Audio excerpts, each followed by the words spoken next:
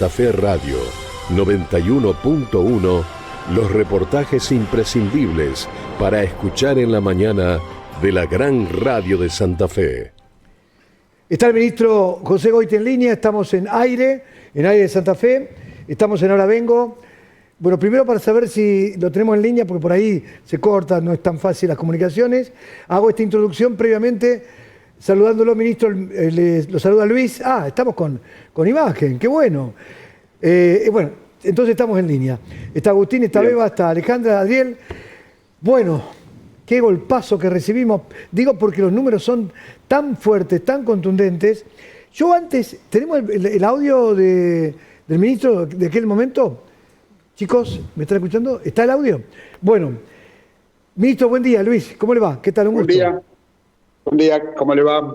Bueno, mucho gusto. Yo arranco esto con aquella vez que hicimos una nota, estábamos con Alejandra, y en el final, digo porque yo vengo siguiendo el tema de aprender, de las evaluaciones, le saqué el tema de lo que estaba dando a aprender en el país. Estas evaluaciones que se hacen a través de organismos internacionales. Y usted me dijo, no, pero nosotros estamos por hacer algo muy similar en el 2024, donde vamos a evaluar alumnos de segundo grado de escuelas primarias desde el año 2024. Y ahí los números fueron tan fuertes. ¿Podemos poner el audio de lo que nos respondió en aquel momento? Ahí está, aquí está la frase exacta de aquel momento que le hice esa pregunta, ministro. ¿Me escucha bien? Sí. Sí, yo escucho perfecto. Ahí está. Atento. Por eso, independientemente de cómo respondió el sistema educativo, nosotros creemos que hoy está muy por debajo de su potencial. Para ser concreto, los resultados que hoy el sistema nos provee en términos de aprendizaje, que en definitiva lo que importa, está muy por debajo de la inversión que la sociedad hace y del potencial que tiene el sistema educativo para con la educación y para con la sociedad. Eso creo que es un poco una enseñanza, o por lo menos es algo que nos llevamos en la pospandemia.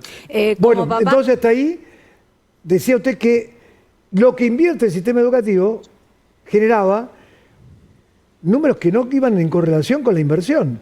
Y les preocupaba, y no eran de ustedes, del gobierno de la provincia, sino que estábamos hablando de esos datos que yo le mencionaba que había leído y usted también los tenía en cuenta, de las evaluaciones a aprender, que se habían hecho a nivel nacional. Pero esto surgió que en el 2024 aparecieron las evaluaciones en segundo grado. ¿Estos números de hoy son de esas evaluaciones del año pasado o tienen algo que ver con alguna evaluación más?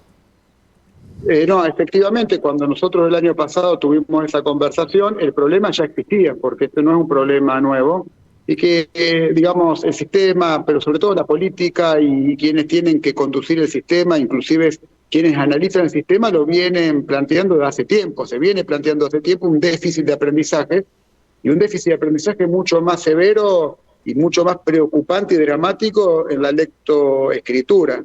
Entonces, nosotros ya teníamos indicios de esta situación, por eso no solamente nos quedamos con las pruebas nacionales, que son justamente las de aprender, sino que fuimos diseñando y tomamos un instrumento propio, porque no se puede cambiar y no se puede transformar lo que no se mide. Si la realidad no se la conoce en su verdadera profundidad y complejidad, no puede ser modificada y resuelta. Entonces nosotros, por primera vez, mire, esto no se hizo jamás en la historia de la provincia de Santa Fe, en el sistema educativo. Nunca Santa Fe tuvo una prueba propia de aprendizajes. Es la primera vez que se hace, esto es inédito, y lo empezamos a trabajar apenas asumimos la gestión, la llevamos a cabo en noviembre del año pasado, es decir, del 2024, tuvimos todo un proceso de corrección, análisis y desarrollo, y hoy lo estamos presentando, ya lo presentamos ante el sistema educativo, los supervisores, y lo estamos también socializando con los directivos de los establecimientos escolares, y hoy lo hicimos público ante la sociedad. Ahora, vamos a participar todos, porque todos tenemos ganas de preguntarle, ¿cuál es la razón de un 40%? Pues es una cifra alarmante, pero alarmante, para que un 40% en el tema de la lectura, el tema de lengua es un tema muy grave. También el tema matemática, el tema matemática también. Pero la falta de comprensión de textos, la verdad que moviliza a decir cómo se revierte esto. Sí, va a haber planes, pero ¿de acá a cuánto se va a revertir esto? Ahora, ¿por qué llegamos a ese 40%, ministro? Bien, esa es una pregunta y es una reflexión que nos tenemos que hacer. si bien lo que tenemos que hacer es intervenir, también tenemos que reflexionar por qué llegamos a esta situación, porque si no entendemos las causas, no vamos a poder resolver el problema. Estamos convencidos que son más de 20 años de políticas educativas que no han hecho lo que tenían que hacer o que no han puesto el foco en lo que verdaderamente importa. Esto no se explica de un día para otro, claramente. Esto tampoco es un problema de los chicos que hoy están en tercer grado, sino que son problemas de chicos y chicas que se van desparramando a lo largo de todo el sistema educativo. Yo creo que son 20 años de política de negar la realidad. Por eso Santa Fe no tenía pruebas de aprendizaje y no tenía pruebas de aprendizaje de carácter nominal, romper el termómetro, básicamente, no querer verlo. Políticas educativas que centraron muchas más energía en cuestiones que tenían que ver con aspectos salariales, condiciones de trabajo, que son muy, pero muy importantes, pero no pueden ser más importantes que los aprendizajes. Mucho tiempo también de pensar que evaluar a un chico implicaba estigmatizarlo. Por algo no se han hecho pruebas nominales, ni siquiera las pruebas a aprender son nominales, porque hay como una teoría que creo que tiene un sesgo ideológico y de negación de la realidad, de que si yo evalúo a un chico, lo estoy estigmatizando, entonces las pruebas no pueden ser nominales. La no repitencia, recuerde cómo empezamos nosotros el gobierno. Si yo no pongo ningún parámetro para ver qué chico aprueba y pasa, lo que le estoy transmitiendo que el aprendizaje y el conocimiento no sirve o no tiene sentido. La idea de que la escuela está para contener, sobre todo los sectores más vulnerables. Ustedes tienen acceso a la información y van a ver que el déficit es mucho mayor en los estratos socioeconómicos bajos, pero no hay ninguna razón para que esto sea así, porque aprender a leer y escribir aprende cualquiera. Entonces, cuando yo me autoconvenzo que es más importante contener que enseñar, termino conteniendo, y eso era lo que se transmitía desde muchas veces de los gobiernos. Es más importante que el chico esté contenido a que aprenda. Lo que termina pasando es que después termina el primer ciclo de escuela primaria o toda la escolarización primaria y no sabe leer y escribir, o lo hace de manera muy rudimentaria. Cuestiones también de enfoque y metodología, de los recursos en donde se ponen. Nosotros en el sistema educativo tenemos recursos escasos como en todo el gobierno y como es la economía en sí misma. Ahora tenemos que priorizar dónde ponemos los recursos. Entonces nosotros estamos poniendo los recursos donde creemos que podemos tener mayor impacto y mayor incidencia. Pero una buena noticia, o sea, esto no es de un día para otro, claramente. La política se tiene que hacer cargo de esto, y esto digo, la política de quienes condujeron los ministerios, pero también de quienes llevan adelante representaciones gremiales que discuten un montón de cosas, pero no discuten con la suficiente profundidad o vehemencia este tipo de aspectos, con las políticas sociales, empresariales. Creo que todos tenemos que ponernos en esto, pero hay que tomar resultados, hay que tener resultados. Por eso medimos y evaluamos. Y creemos que podemos tener resultados relativamente rápido. ¿Así? Nosotros aprender a leer y escribir no lleva 10 años. Un chico aprende a leer y escribir, lo tendría que terminar más o menos de terminar de desarrollar en primer grado, hasta segundo, y en tercero consolida. Entonces, este gobierno, este ministro que está hablando con usted ahora, va a ser evaluado en el 2027 por cómo mejoró o no estos indicadores de lectoescritura. Bueno, les quiero decir una cosa, ministro, que como periodista, la cantidad de títulos que tiró en estos 2 minutos para titular esta nota, dijo, acá hubo mucho que se negó la realidad, había mucha gente que no quería verlo, se planteaban aspectos salariales y no de otro tipo, evaluar se pensaba que era como estigmatizar, se planteó la no repitencia, las escuelas estaban para contener y contener para no enseñar, o contener y no enseñar, hubo metodologías y cuestiones de enfoques que no eran lo correcto, donde se aplicaban los recursos también, y sin embargo terminó diciendo, estos pueden tener cambios y resultados rápidos, porque leer y escribir tampoco tiene que durar mucho tiempo, y este ministro va a ser evaluado en el 2027. Tengo 10 títulos. Si le hago otra segunda pregunta, no sé dónde voy a poner los títulos. No, pero quiero hacerle una salvedad. Esto podemos tener resultados, pero va a ser un esfuerzo muy grande.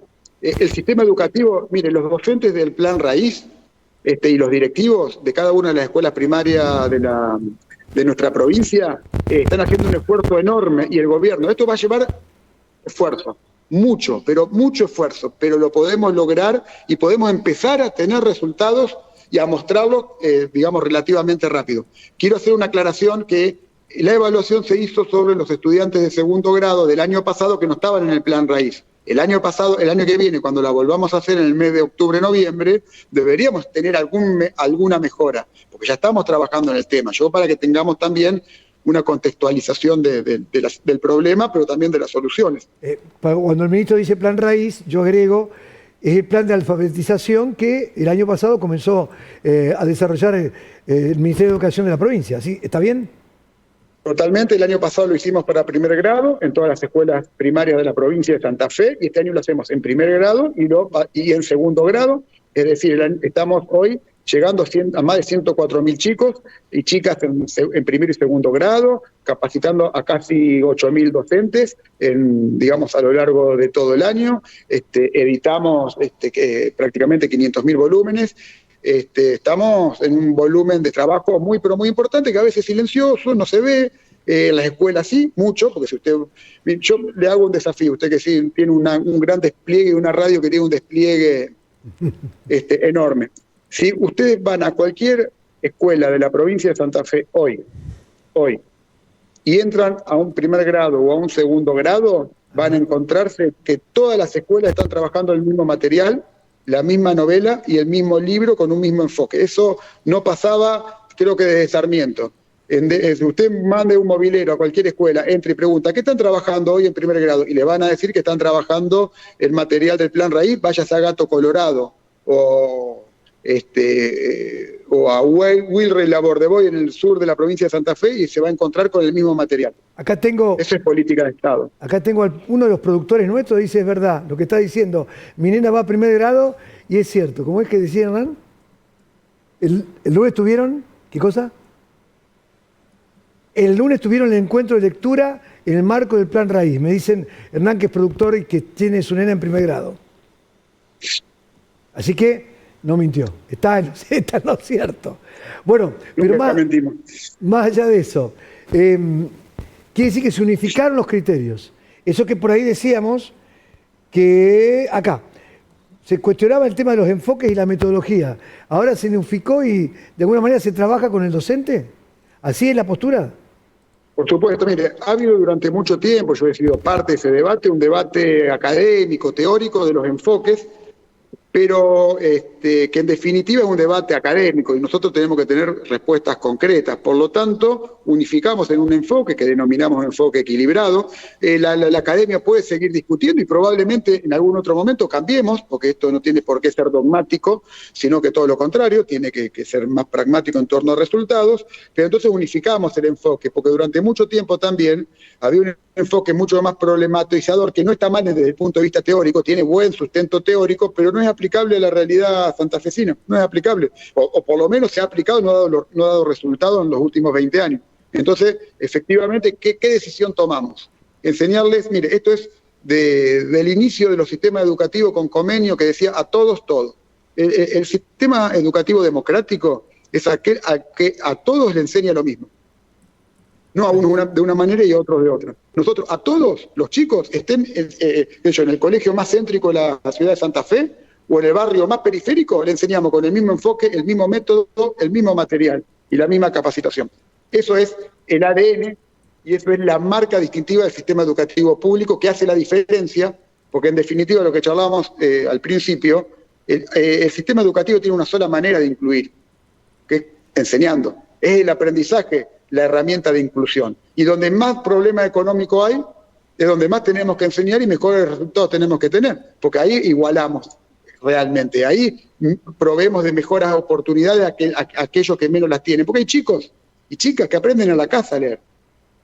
Lo tengo acá. Pero hay muchos otros que no. Claro, sí. Está Alejandra, está Agustín.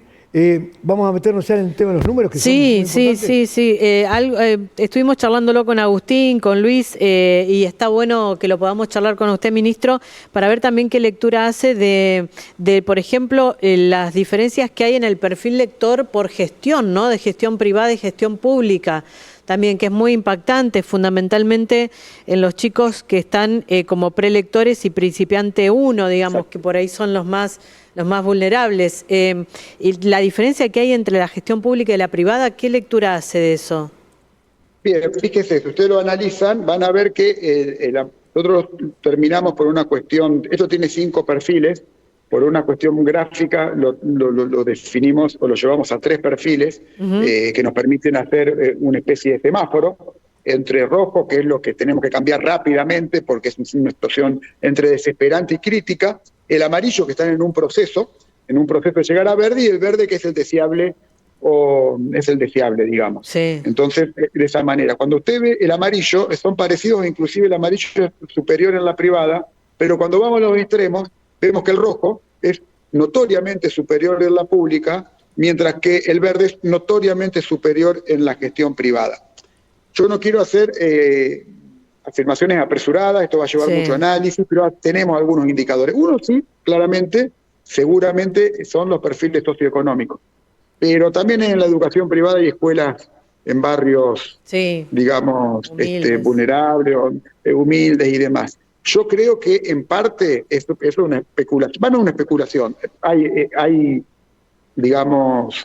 estudios que demuestran que la continuidad del docente en el aula hace una diferencia. Y mucho más en este periodo en donde es necesario que un chico de 6 años, 7 años, tenga la regularidad en el trato con el docente, y tenemos más regularidad docente en privada que en pública, lo tenemos que decir. Ahora hemos equiparado eso, por suerte hemos atacado el ausentismo, que cuando nosotros dijimos que era un problema, dijimos que no era un problema económico exclusivamente, que era un problema pedagógico. Acá tenemos un diferencial. Y también algunas cuestiones que tienen que ver con algunas herramientas de gestión privada. Hay algunas herramientas que gestionan la educación privada de una manera y la pública de otra. En definitiva, ahí hay un elemento para analizar, pero nosotros aspiramos y sabemos que lo vamos a lograr, o por lo menos tenemos la convicción de hacerlo, equiparar público con privado de la misma manera que queremos equiparar por niveles socioeconómicos.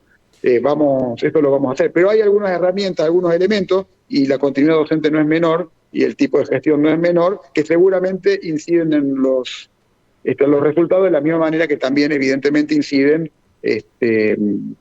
el nivel socioeconómico. Inclusive en escuelas de nivel socioeconómico más bajo hay algún padre que paga una cuota, o sea, hay otro compromiso en la familia, hay muchas aristas para analizar al respecto.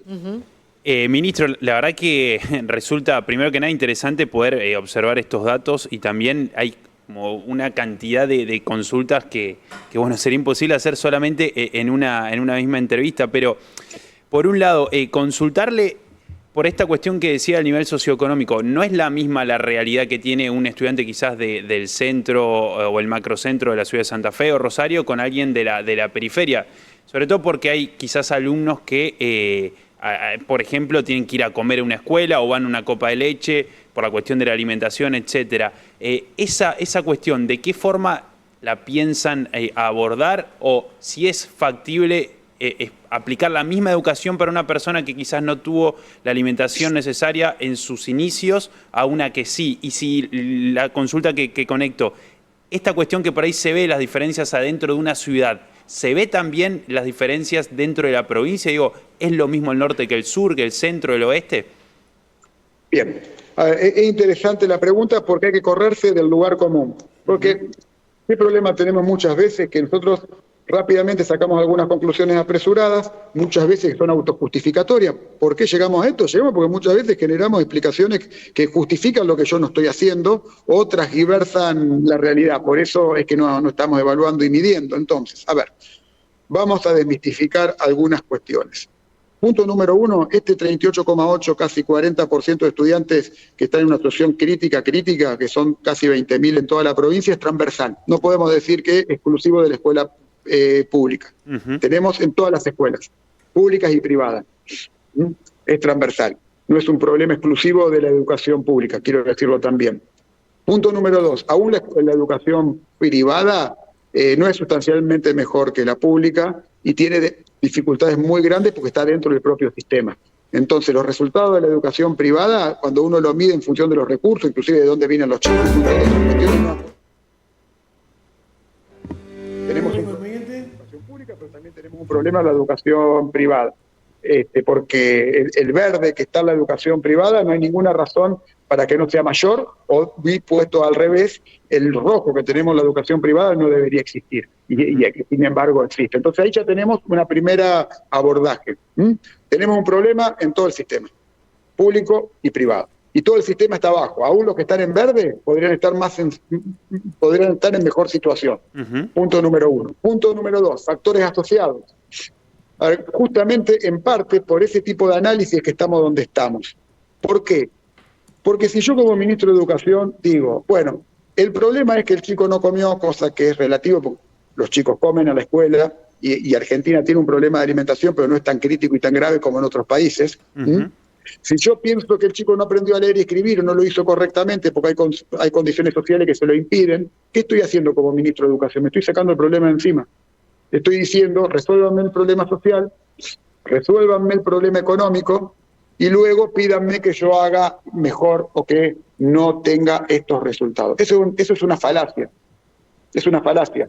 Porque justamente tomamos la lectura y la escritura, que es algo tan básico, porque sabemos que los chicos que comen en las escuelas, al contrario, tienen mejores condiciones y deberían aprender a leer y escribir. Porque, según, digamos, justamente nosotros hacemos un esfuerzo alimentario enorme, pero ¿para qué lo hacemos? Para que el chico vaya a la escuela, pero para que después aprenda a leer y escribir. Claro. Porque si no, ¿para qué lo llevo a la escuela? ¿Para qué?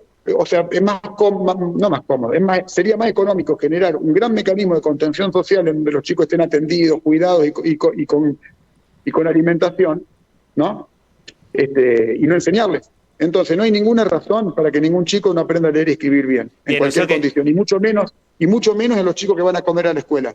Esos chicos, ¿sabe qué? Sí. Tienen que tener mejores resultados, porque lo necesitan más que el otro. Porque un chico que está en otra condición, en algún momento se acomoda, en algún momento, qué sé yo, el entorno le da mejores oportunidades. Ahora, el chico que está en condiciones de vulnerabilidad, si no aprendió a leer y escribir bien, que lo puede hacer perfectamente, bueno, ese chico es muy difícil que pueda recuperar oportunidades. Entonces, para ser muy categórico, pero muy categórico, no tiene nada que ver la cuestión social con que un chico aprenda a leer y escribir. ¿Va a llevar más tiempo? Sí. Pero, ¿Va a ministro, tener más esfuerzo? Sí. los números demuestran eso, digamos, si vamos a la página, le consultaba y me parece interesante su respuesta, en la página 20 del PDF dice que el 58% del decil bajo no alcanza los niveles, el medio es un 29% y el alto un 13%. Pero entonces, no es exclusivamente un problema económico, es un problema que la escuela no está haciendo lo suficiente en ese lugar. Claro, está bien. ¿Entiendes lo que les digo? ¿Por qué? Porque porque hay un concepto, que yo me incluyo, porque muchas veces lo hemos asimilado casi inconscientemente, que este mismo análisis que vos haces. Pero en definitiva, yo pregunto, vamos a lo básico, y vamos a ver los resultados con el plan raíz. ¿Por qué un chico en esa condición, en el nivel socioeconómico bajo, no va a aprender a leer y escribir? Ahí es donde la escuela tiene que hacer el mea culpa, ¿se entiende? Ahí es donde el Estado tiene que hacer el mea culpa. No es un problema exclusivamente socioeconómico. Si vos me decís claro, sí, que está bien. son operaciones complejas, que necesitan un nivel de abstracción, que un chico no lo puede hacer si no tuvo 10 años de escolarización plena, bueno, sí, ahí tenemos un debate. Ahora, pero en un año aprender a leer y escribir, en 2 años, en 3 años aprender a leer y escribir no se explica. No se explica exclusivamente, por el factor asociado socioeconómico. Sí incide, porque los datos muestran que incide. Claro, pero sí, la pregunta es, ¿qué hace la escuela con eso? No, está bien, está bien. Claro, por ahí... No digamos más que la escuela, pero yo digo una cosa, si no digamos más que la escuela está para igualar. No, claro, está bien. Que la escuela está para contener. Es que más allá de los números que arrojan, era consultarle justamente la visión de usted, que es el que en este sentido sabe y quien está a cargo de la cartera educativa. Yo le cuento una experiencia personal, digamos, de un docente que me decía, ¿qué hago yo, por ejemplo, dando clases, cuando me viene un caso de una chica que sufrió abuso, que no sé, tengo que empezar a abrir otro tipo de canales de contención, o vienen con situaciones de golpe, entonces a esto es lo que me genera como dudas de la contención y el aprendizaje, digamos, cómo hacer para congeniar este tipo de situaciones que evidentemente se pueden dar.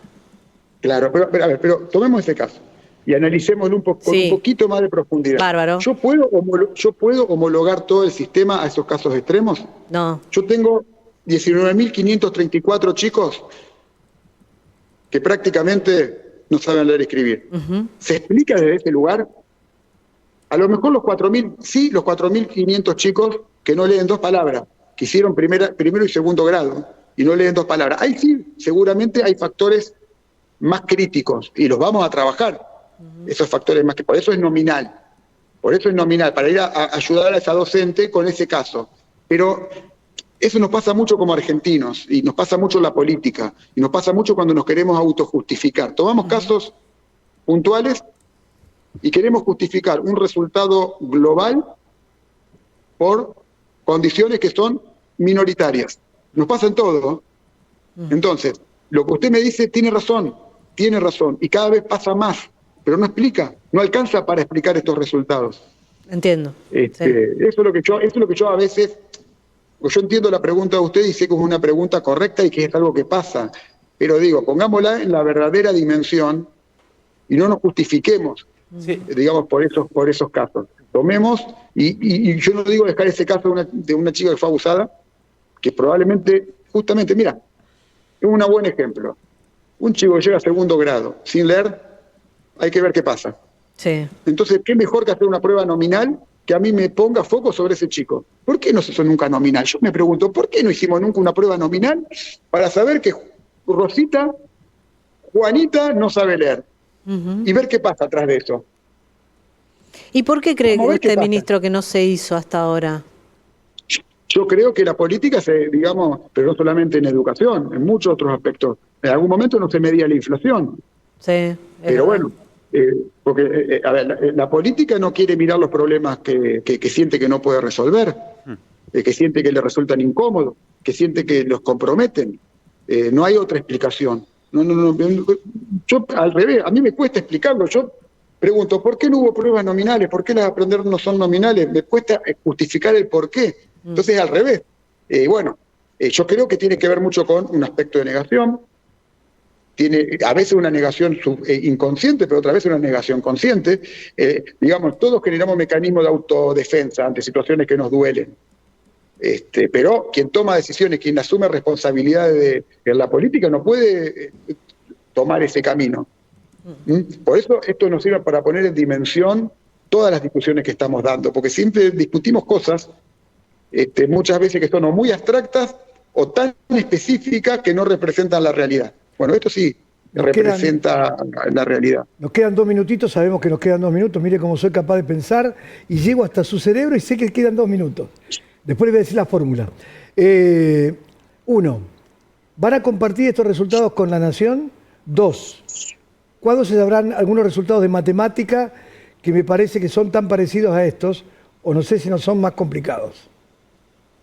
Bien, con Nación estamos trabajando. Nación hizo su propia prueba que es de carácter muestral. Fíjese que nosotros llegamos a 5.500 establecimientos, mientras que la prueba, 1.400 establecimientos, y la prueba nacional de aprender, que es muestral, llegó a 300 y pico.